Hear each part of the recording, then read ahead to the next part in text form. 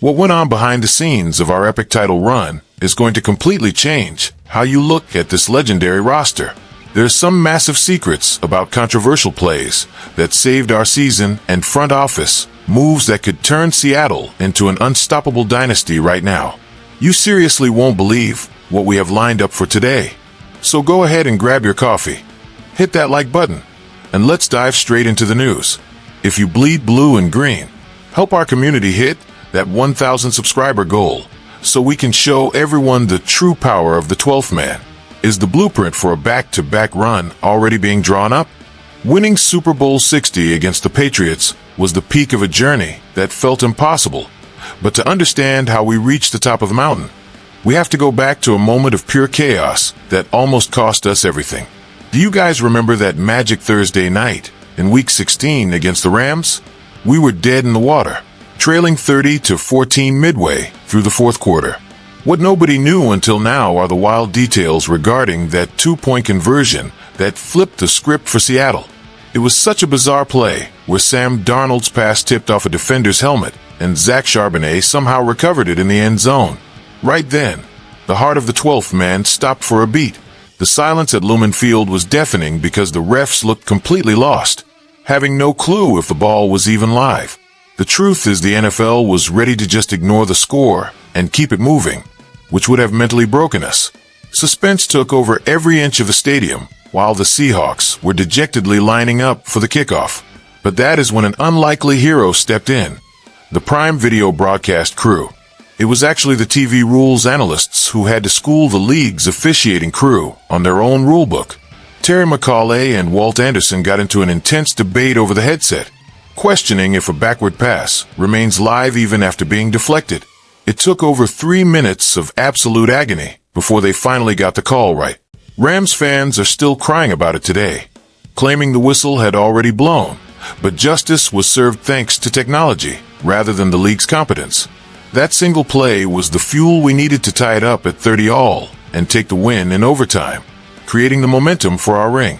It really raises a serious question about the lack of accountability from the NFL on season-defining plays.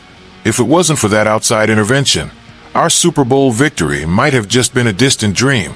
The inconsistency from the refs is the kind of stuff that keeps any real fan up at night, especially with our history.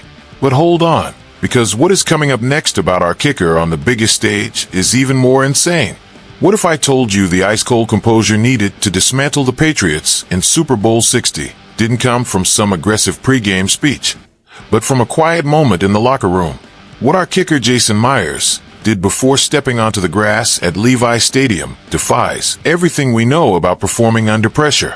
Picture this: the biggest game of your life, millions of eyes on you, and the guy is just sitting there casually chatting with Michael Dixon about how he felt strangely relaxed.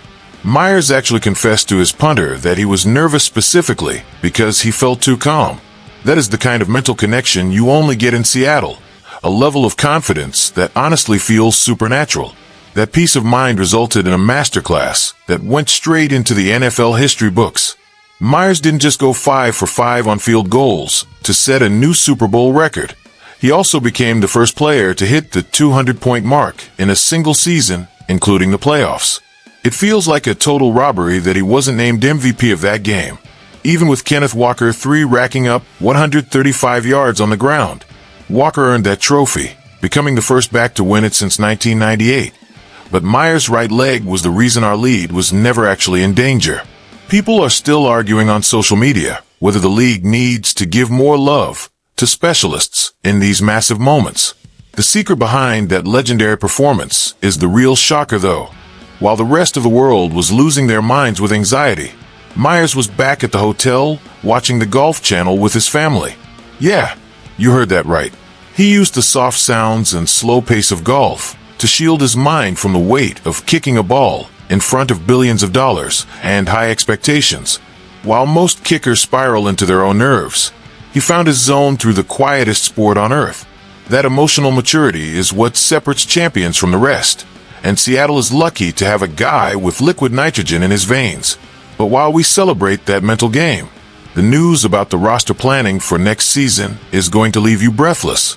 Winning the Lombardi puts a massive bullseye on our backs, And the reality of the NFL market is brutal because success makes everyone want to poach our talent. While we are still celebrating, Coach Mike Macdonald and the front office are already in the lab working on a master plan to replace key pieces hitting free agency. The biggest hurdle right now is the likely departure of wideout Rashid Shaheed, but the solution being whispered around the VMAC is explosive. We are talking about Alec Pierce, a 6'4" monster who has led the league in yards per catch over the last 2 years. Pierce isn't just a deep threat. He is a physical freak who stretches the field in a way that breaks defensive schemes. Imagine Sam Darnold having a target like that to keep safeties honest while Kenneth Walker 3 nashes through defenses on the ground. Landing Pierce would probably cost around $20 million, but it would send a message to the rest of the league that Seattle isn't just here for one trophy. We are building a dynasty.